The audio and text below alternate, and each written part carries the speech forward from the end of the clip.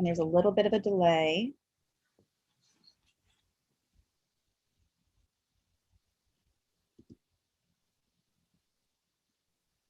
Hello, everybody. If you can hear us, please put llama in the chat. Or let us know where you're signing in from. Let us know how your day is going.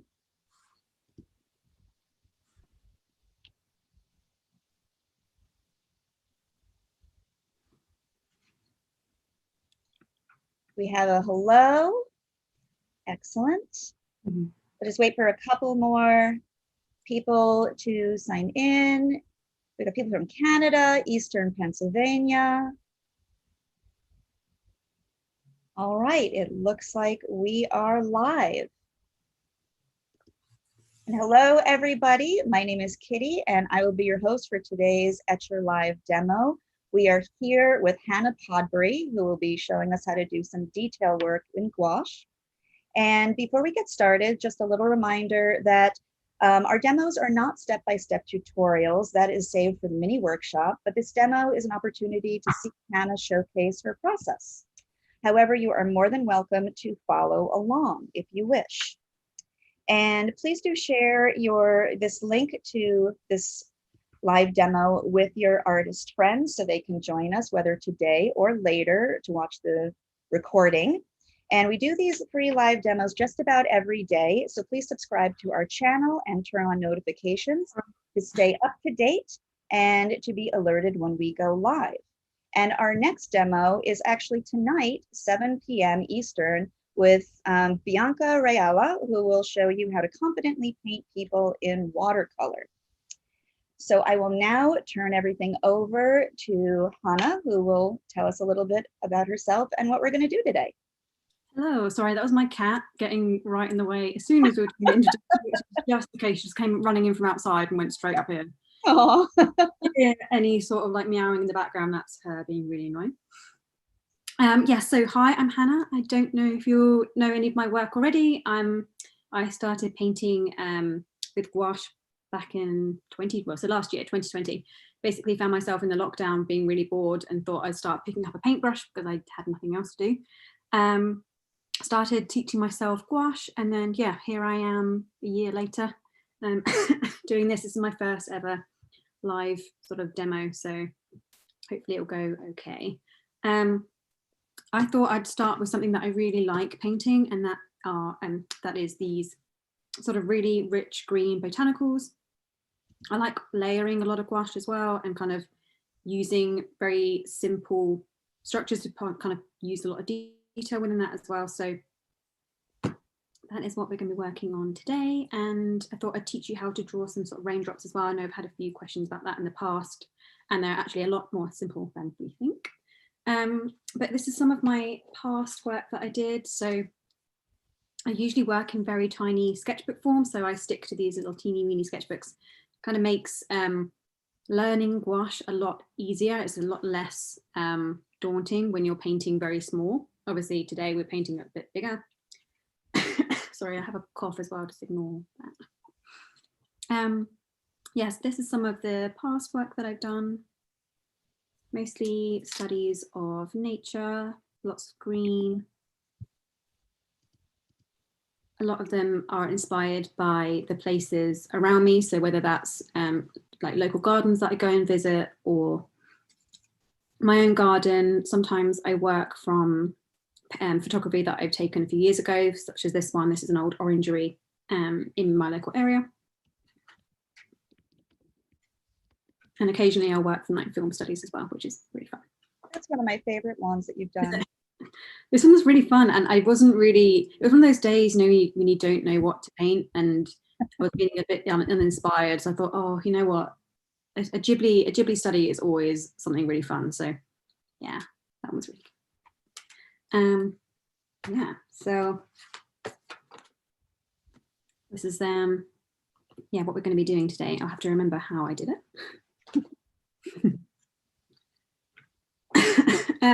I can't remember also if we said, I have drawn a template up for this, so if you ever wanted to rewatch it and do it yourselves, there's a template here that you can download and print off and use yourselves. But at the moment, I've just drawn the same one on my paper here.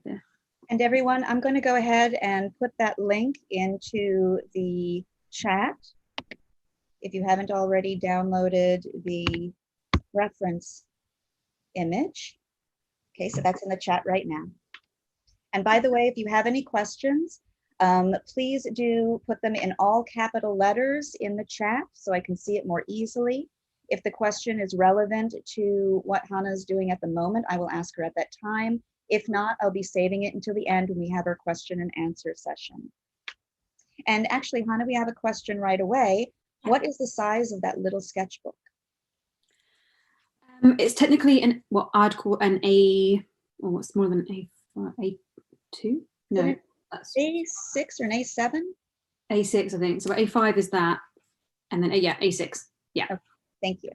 It's by a brand called Stillman and Burn. So this is from the Zeta series. They don't actually label them as, you know, your normal A5, A6, A4. They have them in the inch format, and I can't remember exactly how many inches it is. I can find out and pop it somewhere at the end, but it's basically the smallest one they do.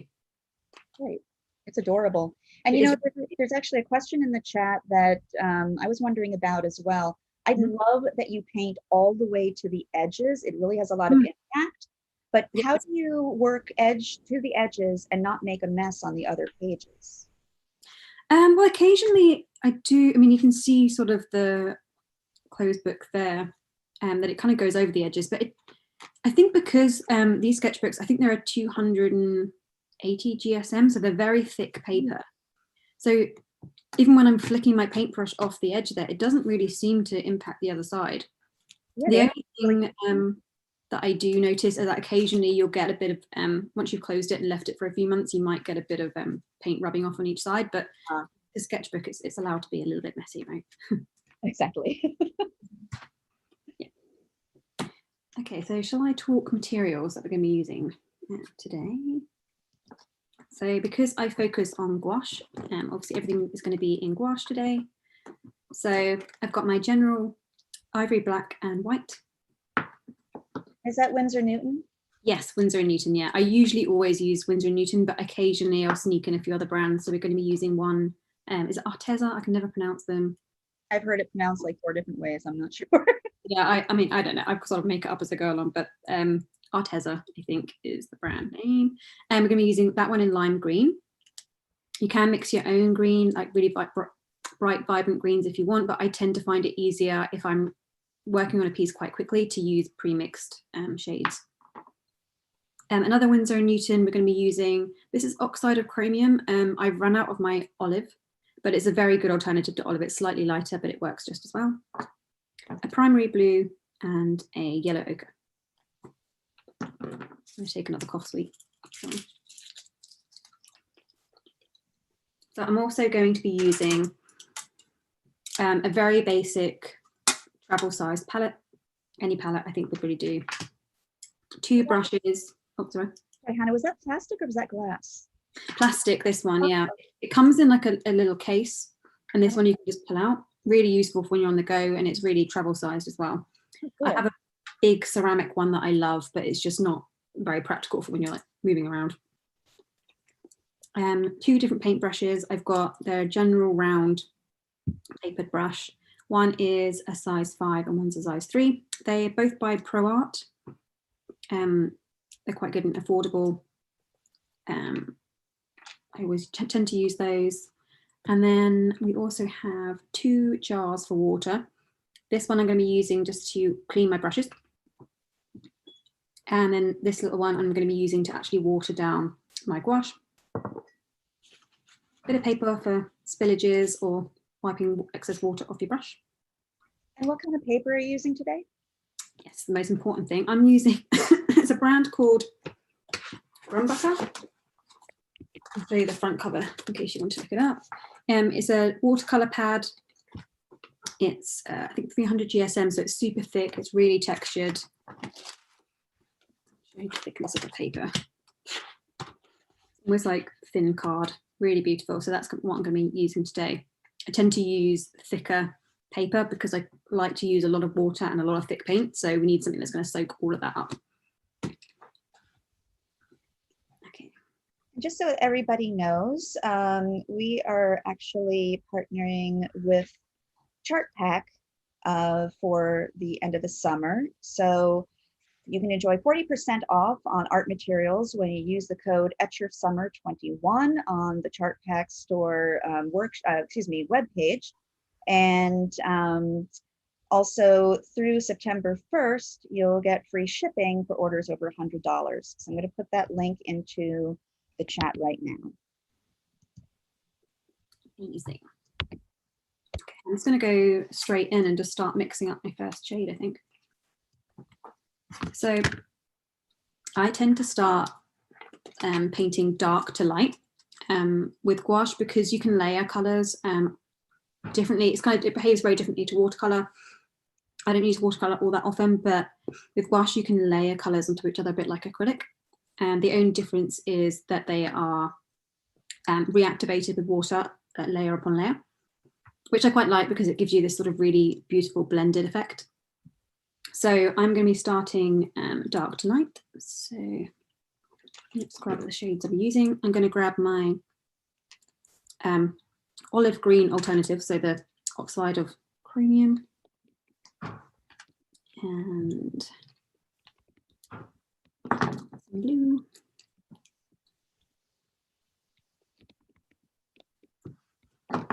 And a little black as well.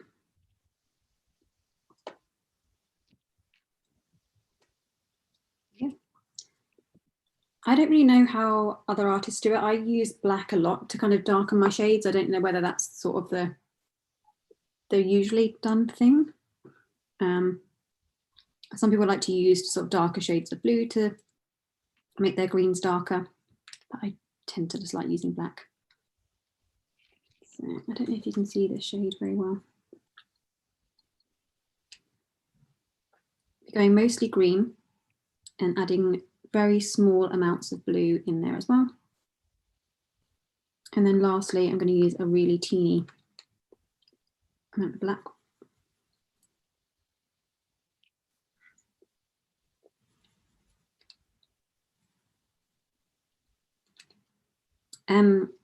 Gouache also needs watering down quite a lot as well.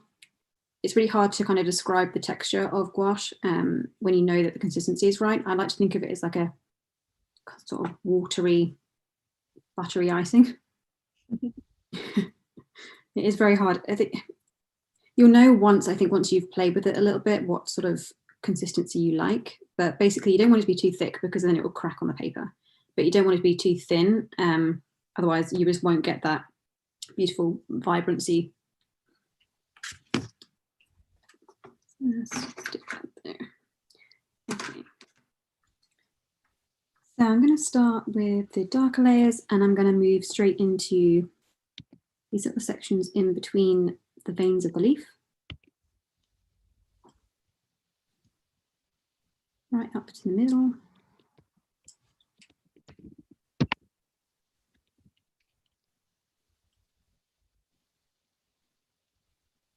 I'm going to leave a little tiny gap sort of in between these ridges of the leaf because we're going to be filling those in with a darker shade.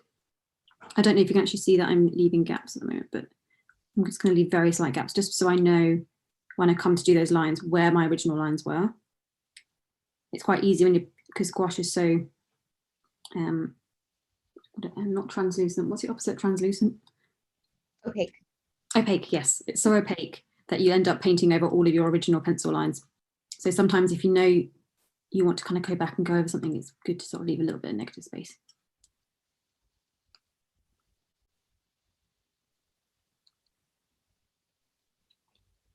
Also, if you have any questions about, I don't know, how to use the brushes or how I'm mixing colours, just let me know. I tend to just sort of do these things without thinking about it too much. So if you do have any questions, let me know and I can try and explain how I'm doing it. I'm going to work these right up to these edges here. This is going to be painted over with a really beautiful lime green. The gouache looks so buttery. It is, yes. That's the kind of consistency that I was trying to think of, actually, not icing, like butter. It's really lovely to use. It's just, the first layer, I think, is the most fun. This part is the most fun because it's so thick that you can just go straight in and already make a really big impact to your painting.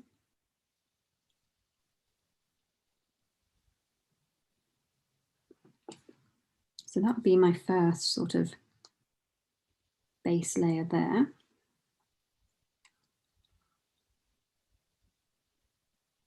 And then I'm going to go ahead and mix up. I'm running out of paint. This is something I tend to do a lot. I mix up a very small amount thinking I won't need much and then run out.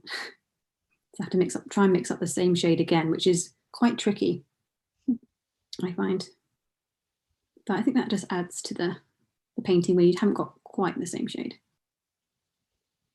And nothing in nature is even. Exactly, yeah. There's so many different colours in nature that, you know, it just adds to it really, doesn't it? And I'm going to just repeat that process on the opposite side, leaving a little bit of space for the veins of my leaf. I also just don't think you have to follow your original lines completely. I think it's okay to let your hand relax and sort of follow the paintbrush a little bit more organically. If you go over the edges a bit, that's all right. And I'm curious to know if anybody is painting along, so let us know in the chat.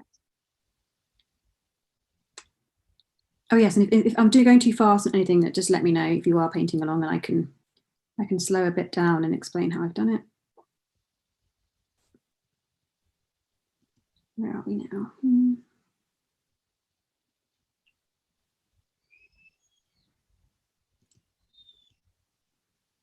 And we would actually love to see your creations, whether you're painting along or you're just taking photos as you're watching. So I'm going to put our tags in the chat right now for both Etcher Studio and for Hannah Matcha, which is Hannah's handle on Instagram.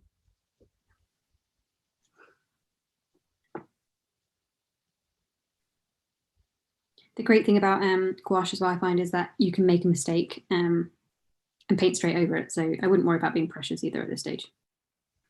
Just going to paint. So I've already painted over into this bit where I know I'm going to use lighter shades, but you can blend it right in and it'll look great.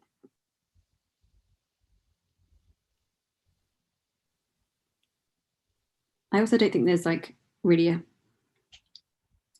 I don't know, I don't think mistakes really exist in art. I think mistakes are always just sort of happy accidents. There are lots of things from what would essentially be a mistake. And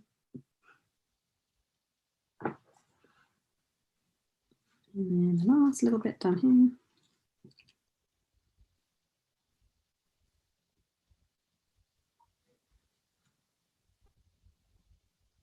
I tend to be quite a slow painter actually, so this is quite fast for me.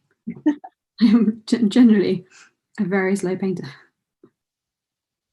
We did have a question earlier. How long does it usually take you to do one of those double page spreads? Oh, before, it's kind of hard to tell because I don't often time it to a T, but I would say anywhere between 3 and 15 hours. Oh, wow. Quite a range, yeah. So if it's quite, I can give an example actually, something that's quite detailed would take much longer. I think that took maybe 12 hours. Oh, wow. But something a little simpler like that, I think that took maybe 4 and a half. Nice. But I don't like sitting and painting for 4 hours in one sort of session. So I like to split my paintings over 2 days. Usually I start something one evening and then I'll finish it the second evening. So it kind of gives me some time to step away from it and get a bit of headspace, because you can find yourself getting a bit bogged down. Yes. Looking at a painting over and over again and thinking, oh God, how can I improve it? Step away for a few hours and come back and you actually think it's the best thing you've ever done. So right. it can be quite useful. Or somebody else walks into the room and goes, ooh, that looks nice. That's amazing. Yeah. And they point out a bit that you've never even noticed before. You're like, oh, it's not as bad. So just to confirm, there's a question in the chat. Are you mixing any water into your paints? I am, yes. So I'm using, sorry, it's out of frame, so I can try and put it in here a little bit so we can see. So is it just from the dipping, like just? Yeah, so I use one to wash my brush because this water is clean at the moment. This is what I'd usually be using to wash my brush. As soon as that gets dirty, I won't be using that to water down my paint anymore. I'll move on to this cleaner water. Oh. Usually I'll just use one jar, but because I can't get up and change my water, I've got two. But yeah, basically in between, you'll notice if you're using gouache that some tubes of paint come out really thick and some don't. It's very strange. I can never explain which ones are going to be thick and which ones aren't. But and some brands as well differ between the thickness. So some will need watering down a bit. So for example, this black that I've got here barely needs watering down at all. But the green is quite thick. So I just dab, I don't know if you can see, I just dab my brush in the water very lightly and add it in. You don't want to add too much at once because you'll end up just having to add more paint and it can waste it. So I'm just kind of using that same shade and going over any areas that I think are looking a little bit blotchy. I think that's looking all right. So now I'm going to go in and take a big old amount of black here, mix that into the same shade. And you've got this really, really dark, almost black, but not quite, green. And I'm going to go in and add some like really deep shades into this leaf as well. And Hannah, just so you know, we are 20 minutes in. Okay. Gosh, it's gone fast. And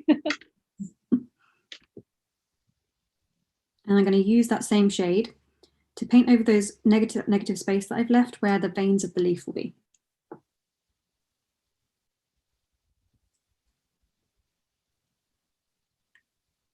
I'm going to drag it into the center of the leaf. Because it's the shades are quite dark at the moment, I don't know if you can see them very well, but I will bring the camera up closer in a bit. I can put a light on as well if anyone's struggling to see, so just let me know. Yeah, a little bit more light might be helpful to see the difference with the dark. Yeah, see, like I think the light I've got is quite yellow, but it might. Is that too yellow? Oh, there we go. Okay. Yeah, now I can see more difference between the I'm conscious it's raining here in the UK, and it just keeps getting gradually darker and darker without me noticing. I'm going to do the same for this bit here.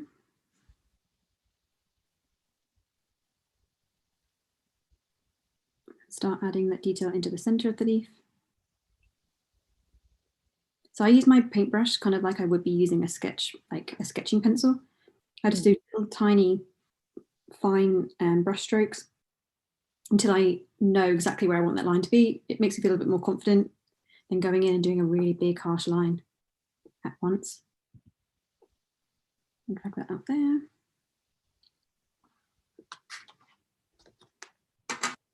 I'm going to put my original painting somewhere so I can see it.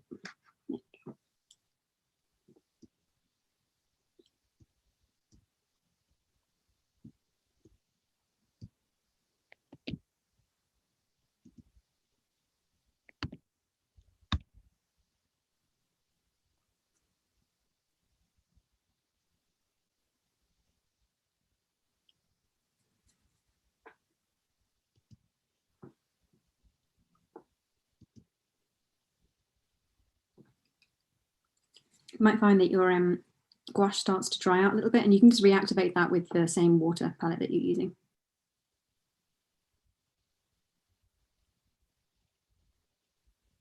And everyone, another nice place where you can share your work is in our Facebook group. It's a private group just for Etcher participants. And it's a really great place just to share, see what other people have done during the same demos and workshops. If you're looking for some feedback, it's a very kind place to get some feedback. So I'm going to put that link right into the chat right now.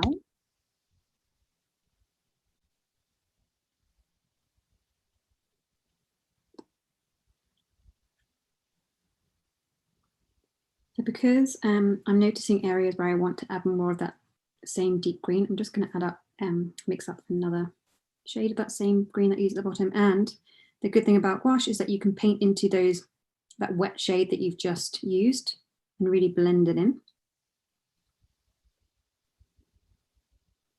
which I think is a really beautiful quality of gouache. You can just blend all those colours together.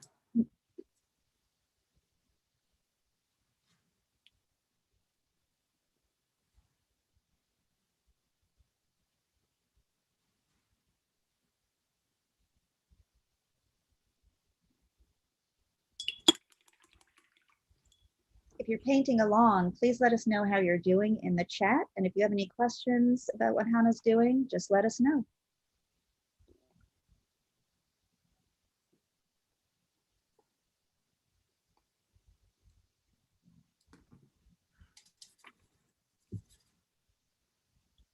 Okay, just got a few more of these veins to add in, I think.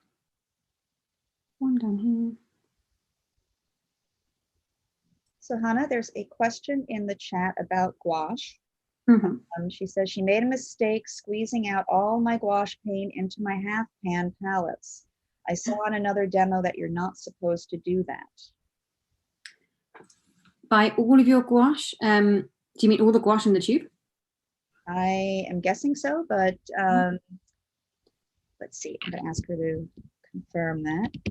I would usually, I mean, until you're able to confirm, I would usually just do little bits at a time onto my palette and into the little half pans, just because although you can reactivate gouache, you don't really want to waste any. If it does go a little bit dry, then it is a little bit harder to reactivate it and get it really buttery.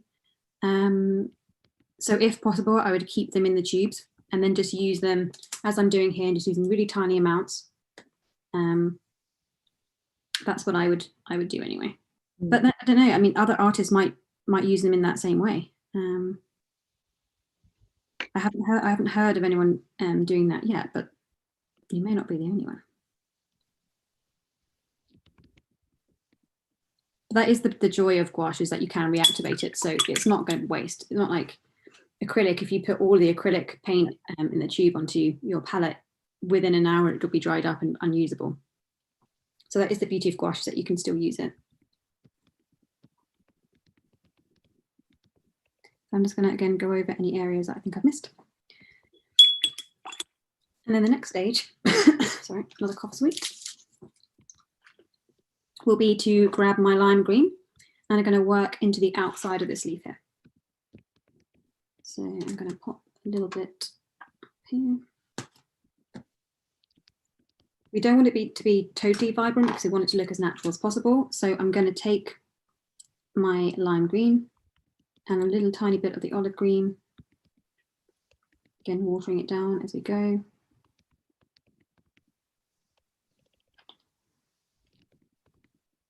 I think that looks good. And then just painting that in.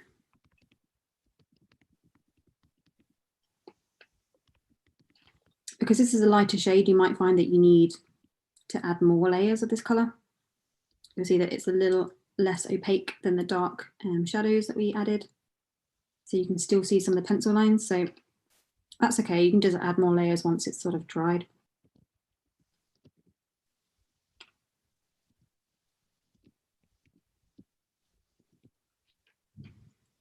I'm also going to drag this lime green into my darker shade, and you can see that starts to reactivate the bottom layer, and it sort of blends it in quite nicely. The danger of that is that you end up getting that darker shade on your brush, so you have to be careful that you're not then transferring that onto something else. Such a pretty color. It's beautiful, isn't it? It's just so bright. I love it. I find lime green is a really hard shade to mix up from scratch, for me personally anyway. So I tend to use it at the bottle as much as I can. A pre-mixed one. It saves time and it just looks better, I think.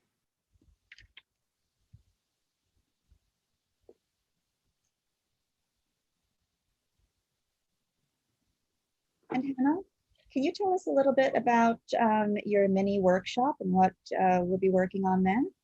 Yes, so the mini workshop, I believe, correct me if I'm wrong, I think it's on the 20th of August. Correct. At 3 p.m. British summer time. So that is going to be a slightly longer painting tutorial, and you're going to be able to follow along with me as well. So I'll be painting a lot slower. I have a little bit more time, so it won't be quite so quick. And for that one, I'm going to be doing something a little similar to this, but it's going to be a little bit more kind of like a finished piece. I can actually show you. Oh, that'd be great. Yeah, it's going to be. I've got an example in my mini sketchbook that I did before, and I thought it'd be a great one for that. Let's see if I can find it. Here we go. Oh, pretty. That's what we're going to be doing. Nice. So it's another set of leaves, but it's taking into account the background as well, and how to work full backgrounds in gouache, and then adding foreground detail into that as well. And again, some raindrops in there. Thank you for showing that to us. No worries. And everyone, I've dropped the link to Hannah's mini workshop, which will be on August 20th. Drop that link into the chat. And they do sell out, so if you're interested in joining, sign up as quickly as you can. Yeah, it should be a fun one, actually. That was one of my favorite pieces to paint last year. It's beautiful. I love the soft focus in the back. That was another thing that I hadn't really done before, and it's like that kind of getting that was it like bokeh? Yeah. I hadn't really tried painting anything like that, and there's someone actually I follow on Instagram who does it so well. His work is beautiful, and he does a lot of that with like soft pencil. God, that just looks amazing. I can't believe he's managed to get that effect. So I tried it out with gouache, and it didn't turn out too badly, actually. And it's actually, again, it's easier than you'd think. You just have to soften the edges a lot more than you would working on something in the foreground. Well, that'd be great, because I think a lot of people find that kind of look really intimidating. Yeah, and I think once you break it down and sort of work out, actually, it's mostly just softening the edges and making sure there's not a lot of detail in it. It's actually much easier than it looks, basically. It looks more impressive than it is to actually paint. So I've nearly finished with this lime green.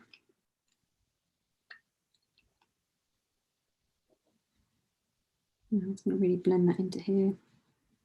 Just so you know, Hannah, we're about halfway through. Okay.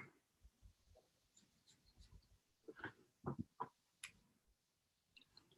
going to add a little more lime green to my palette, and I'm going to just work some highlights in now. That's where I bring in my white. A bit of white there.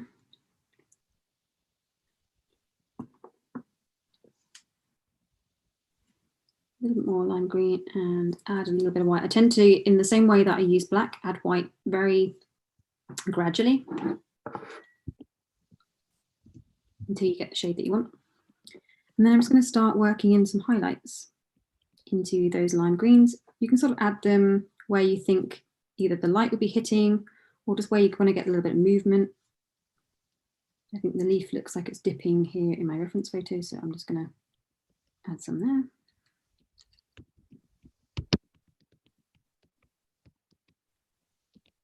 I'll work a bit of detail into here as well.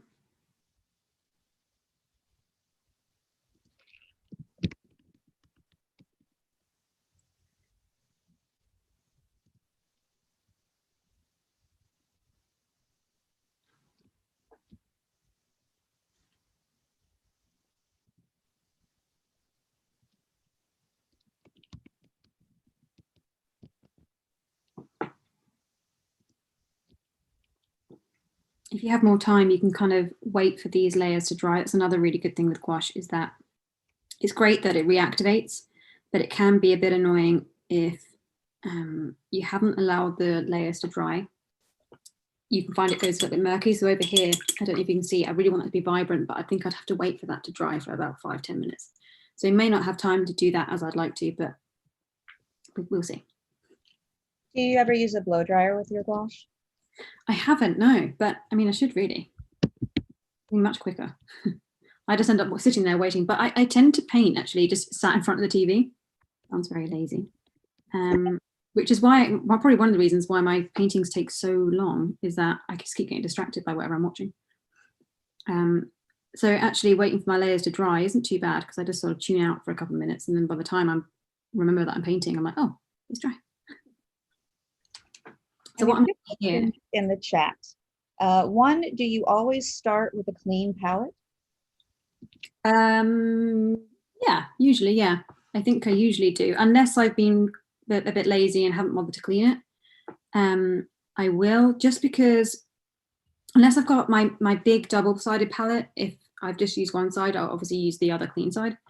But with this one, because it's quite small, if I end up putting gouache on top of the dried gouache that's already in the palette, I am fearful that I will just reactivate the old shades I've got there and it will end up working its way into my paintings, and I don't necessarily want that. So I like to start with a clean palette and then mix those colors from scratch again. Great. And the other question is, when you're using your gouache, do you always start out putting your darks in first? Usually, always. I'd say about 90% of the time that's what I do. Yeah. I don't know why. I find that working dark to light for me just makes more sense. I like to do the details last. It does mean that my paintings tend to go through what I call a big ugly stage. Once you've just got basically big block colors and lots of dark, I'm like, oh, that's not looking good. But I feel like once you put those highlights and those details in, it just looks so much better when I'm working dark to light. So what I'm doing now is I'm just getting that same background shade that I used right at the beginning, this sort of olivey green. And I'm just blending it into the veins of my leaves now that they've dried a little bit. So they don't look, those lines don't look quite so harsh. You want to make them appear soft and natural. So I'm just using the edge of my brush to sort of blend into that a little bit. And I'll do the same down here.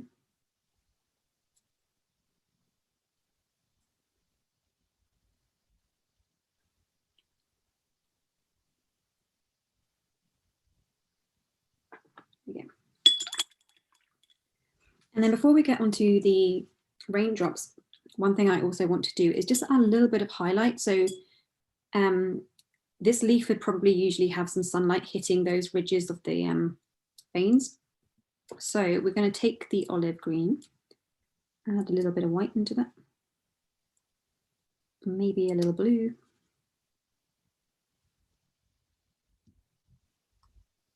Let's see what that looks like. And then I'm just going to add sort of highlights where I think the sunlight would be sort of hitting. Again, they look really harsh at the moment, but we can blend these in.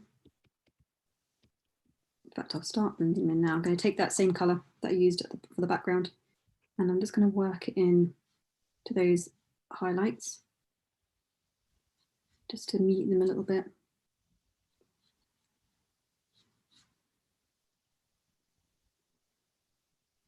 I love this moment when it starts looking like the thing that you're painting. Yes. It starts to come out of the ugly stage. Yeah, it's like it's starting to get over the hill. Yeah, I'm like, oh, the details are starting to come together. Now I can recognize what it is that I'm painting. And I think when starting out, I think part of the frustration is that you quite often can't get through that like ugly stage first. You're like, oh, it's just not looking how I'm wanting it to look. But you know, no painting really ever does look like how you want it to look at the beginning. It's a real journey. You know, even when you've been doing it for ages and you know what you're doing, it still has to go through that journey to end up looking how you want it to look. So if you're working on a painting and it's one of those that's just not coming out the way that you want it to be, do you ever just start over again, like just redo it? Sometimes, yeah. Sometimes I get so frustrated that that bit of work goes in the bin. Sometimes I cannot see, like, it would take me a while to get to that stage. I'll have to, you know, I'll put it aside. I'll come back to it in a few days, and if I'm really not finding that it's going to be salvageable within a few days, then it goes in the bin. And I'll start it again, or just move on to something else entirely if I've lost my inspiration for whatever I was drawing then. But most of the time, once I've stepped away from something, even if it's just for, you know, overnight or for a few hours, I often come back and I'm like, oh, you know what? It's not as bad as I thought. And if I just add this color here and blend this bit here a bit, then it starts to look a little bit better.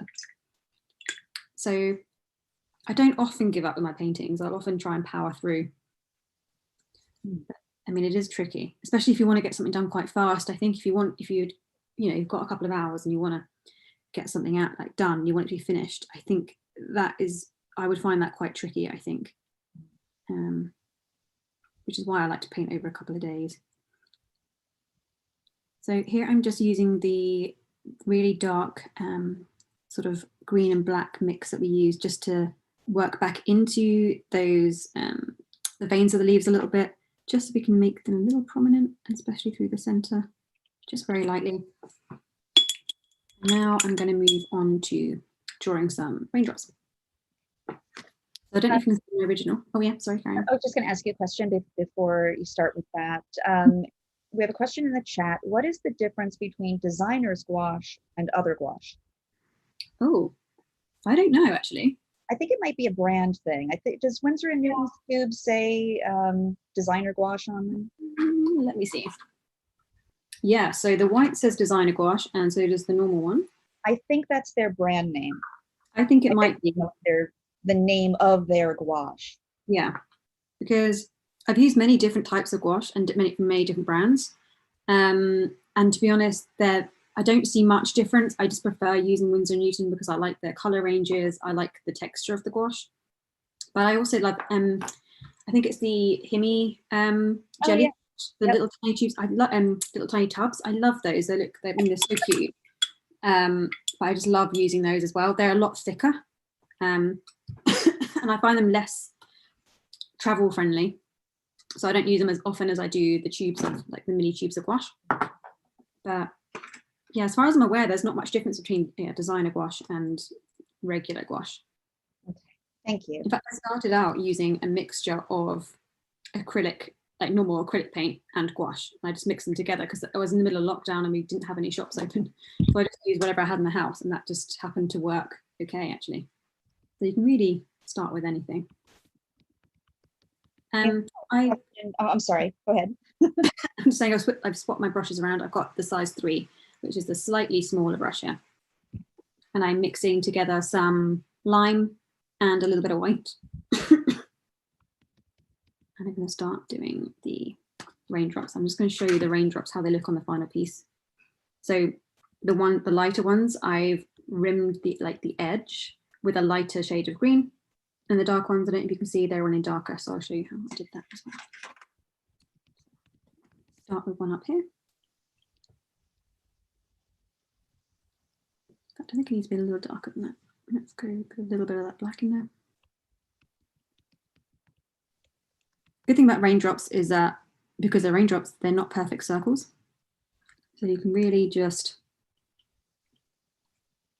create the shapes in any way you want, really.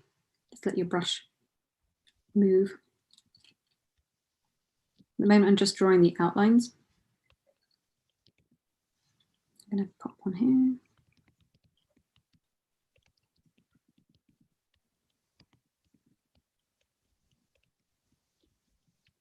Can you remind me what color the dark green in the center of the palette is, like the center dot?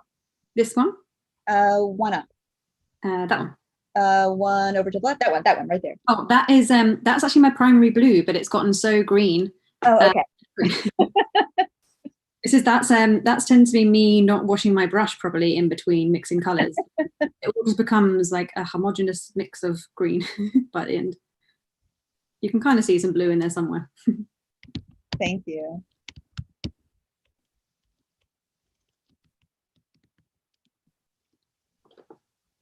I'm not going to do too many raindrops. I just don't want to take up too much time on them. But we'll do enough to kind of be able to show how they work. So that's the outlines for my light raindrops. And now I'm going to just grab just the plain white. I'm going to water it down on my palette like so. Grab a little bit of it and then just start dabbing it in the middle of your raindrops. And this would be where the light would be hitting. Round those off a little bit. Again, you'd usually be best to wait for these layers to dry just so they don't blend in too much, but I think it will be fine for now.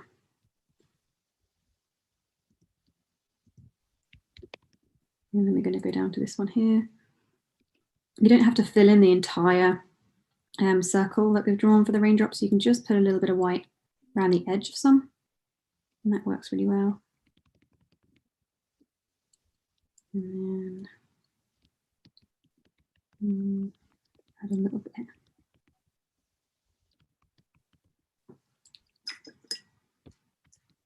I'm just going to leave those to dry before I work back into them, and I'll show you how to do the outline for the raindrops in the center of the leaf.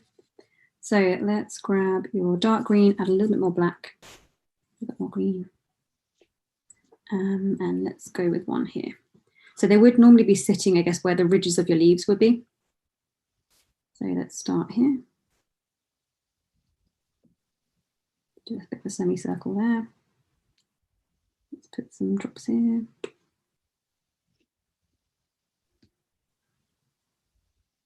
Again, you really don't have to be precious with these.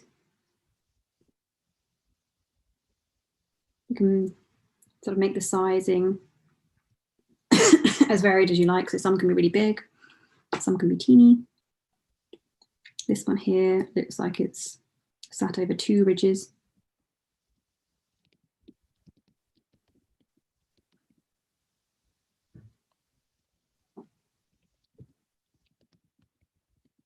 Let's go with one up here.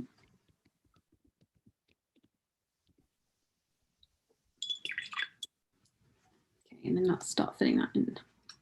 So I'm going to go with my olive green again and a little white.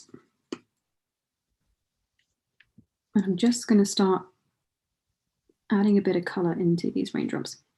You don't have to fill the whole gap, the whole space. You just want to add a little bit of colour.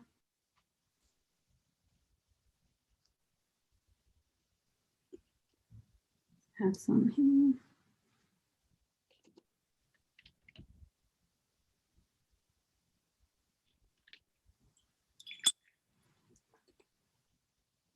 Okay, and now for the bit that really makes the raindrops pop, and that is getting some white and then working that white into these raindrops here.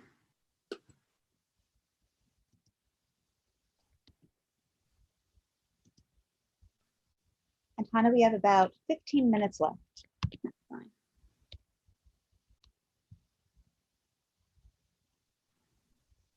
You can grab your other shades of green and sort of blend them together while you're working as well. Add a little bit up here.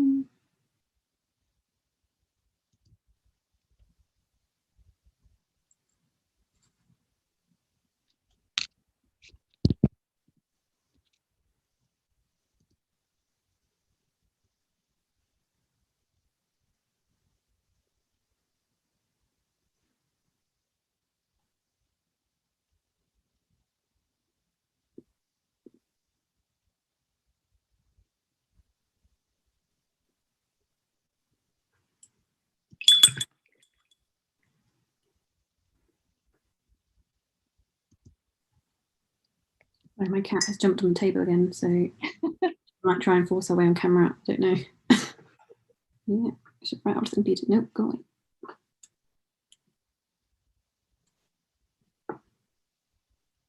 Oh, hang on, sorry.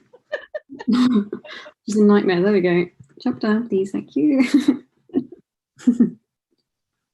Honestly, wherever I am, she's like, oh, this is going to be a great place to sit. Unfortunately, I'm the only one who can see what just happened. Oh. It was adorable. Adorable little black cat just making an appearance. See, she spots me doing work and thinks, you know what, I'm going to walk over this now. Well, she needs to help. Yes, offering to help with her paws. Really useful. And then the last thing we're going to do for the raindrops, I think, is work a bit of darker shades into the light raindrops. Grab one costly. So I'm going to mix a bit of white and a bit of the olive green together. Add a little tiny bit of black. So it's got this sort of grey, green, sagey colour. Sorry, that is my cat. Can you hear the scratching noise? Yeah. That's the cat. And then just add some of that detail into here. If it gets annoying, I will get up and move her.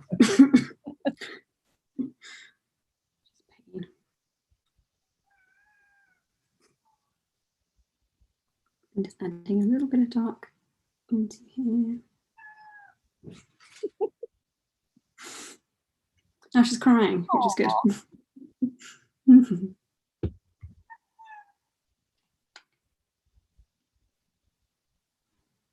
She's wondering why I'm ignoring her, I think.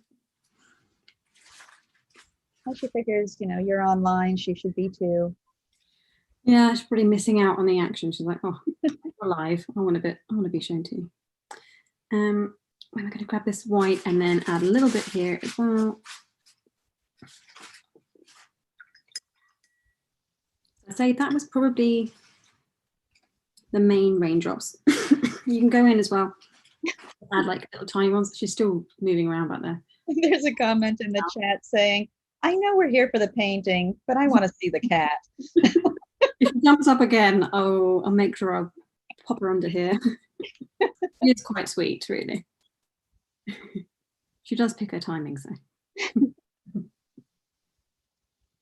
I'm just going to use the outline black color just to add a couple more drops here. And then grab the white.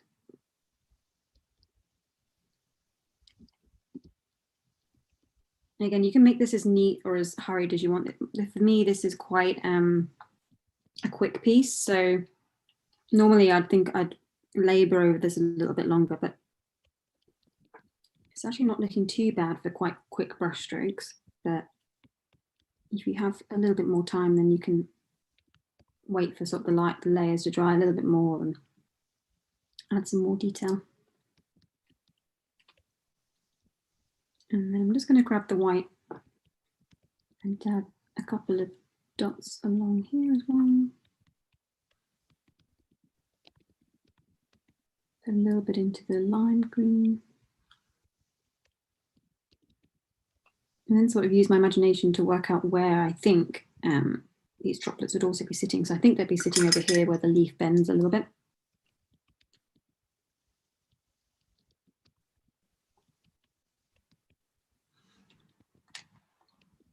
Perhaps like that.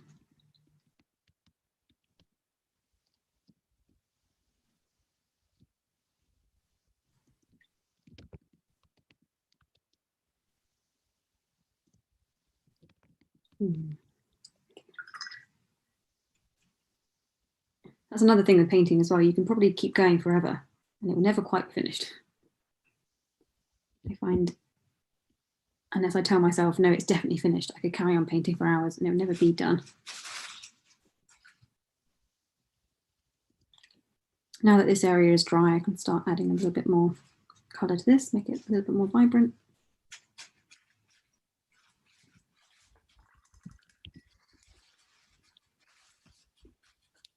And then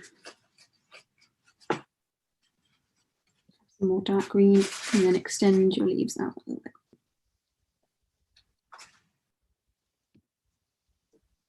And I'm going to answer a question in the chat, but I want to answer it for everybody. The question is, do you have to pay for recordings and how long are they available and can you download them? So the live demo will be, the recording is available pretty much right after we're done. If you check in a few minutes, you'll see the entire recording. So if there's anything that you want to rewatch or share it with your friends, you can do that. As far as the mini workshop goes, those are recorded as well, and they will be available in your Etcher Studio account. So you just go to the website and you can rewatch any of the mini workshops that you have purchased. And they're up there available as long as Etcher Studio will be around, which will hopefully be a very long time. Mm-hmm. And as we're getting towards the end of our demo, if you guys have any questions, please do put them in the chat. Just got a bit of extra time. I'm just adding some more highlights to the lime green here. Just dragging it in a little bit. And Hannah, there was a question earlier about how long it takes you to do a painting. I know you said anywhere from 4 hours to 15 hours, depending on the complexity. Yeah. But like how many hours will you paint at a time? If it's like a 4-hour painting, I would be happy to sort of sit there and do 4 hours in one go.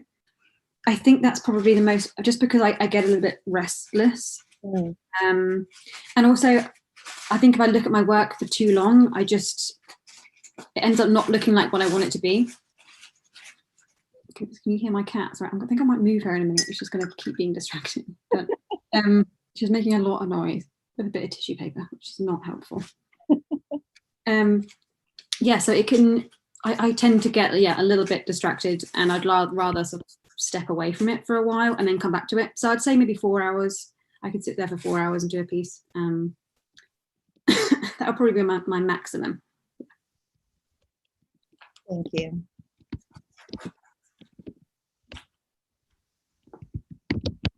Okay, I think we're pretty much done with this now, I think.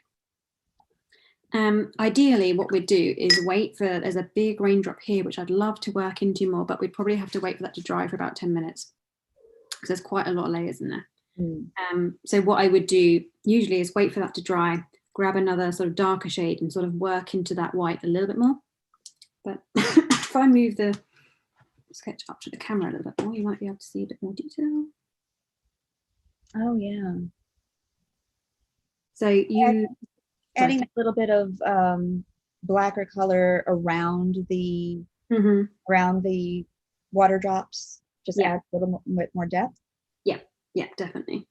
And then you can add more, as many as you want. So in my original piece, obviously I have a lot more, which makes it a little bit more impactful. So if I show you, there we go. So that's how many I added in the original one. If you have a little bit extra time, even if you stay on this piece for another 10 to 15 minutes after this live demo, you can add as many as you want, really. Try and wait for that to dry. So I usually just sort of waft it. Another really good trick actually is once it's not completely dry, but almost dry, is to just get your clean water, dry your brush off a little bit on the paper, but have it still damp. And then you can use that edge of your brush to really blend those edges in. So I don't know if you can see, I can hold it up a little bit closer. And then you're basically moving those top layers and it's blending in really nicely with the bottom layer. Which is quite nice. So usually I'd go around the edges of this lime green. It's lovely. So it just gives it a softer, more natural look. Yes, yeah. And you can drag the colors out a little bit more because you wouldn't really find those harsh lines in nature. You would probably have these lines blending out a little bit more.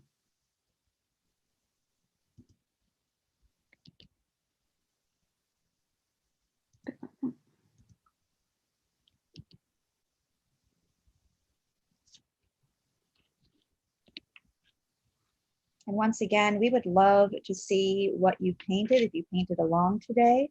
So I put that link into the chat with our hashtags and Hannah's handle on Instagram. And we have comments in the chat saying, mind blown, love it. Oh, thank you. I never know whether it looks good until sort of, well, sometimes you need a bit of, need someone to kind of come along and say, actually, that doesn't look too bad, before you think, oh, yeah, I think I've done an all right job. This one's a little bit drier now, actually, so let's add a bit more in here.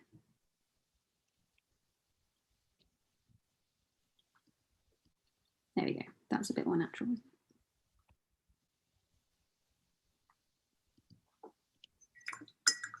And everyone, I'm going to drop a link in the chat for our feedback survey. And we would love it if you would just take a moment to fill that out for us. It only just takes a couple of moments.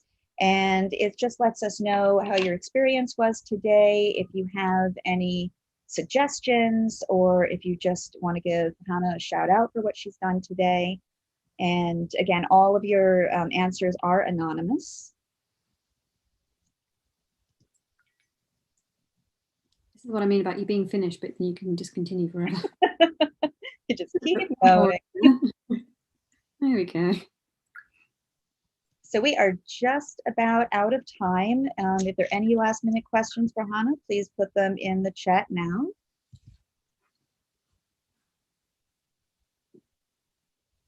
And once again, ChartPack is a sponsor for Hannah's demo today. So you can get 40% off all art materials when you use the code EtcherSummer21 on chartpackstore.com, and that goes from July 1st all the way till September 1st. And also in the UK and America, you can get free shipping on orders over $100.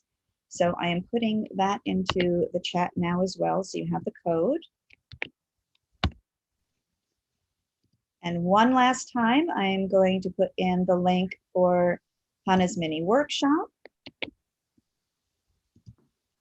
And the mini workshop is an hour and a half long, and Hannah's going to go much more into depth with how she is painting her backgrounds and doing that bokeh and showing the difference between the background and then bringing in the foreground. And she's showing right now the beautiful picture that you'll be working on.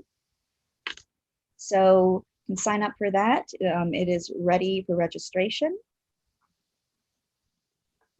Got more comments saying incredible. Oh, thank you very much. So if there are no further questions for Hannah, we'll go ahead and wrap up.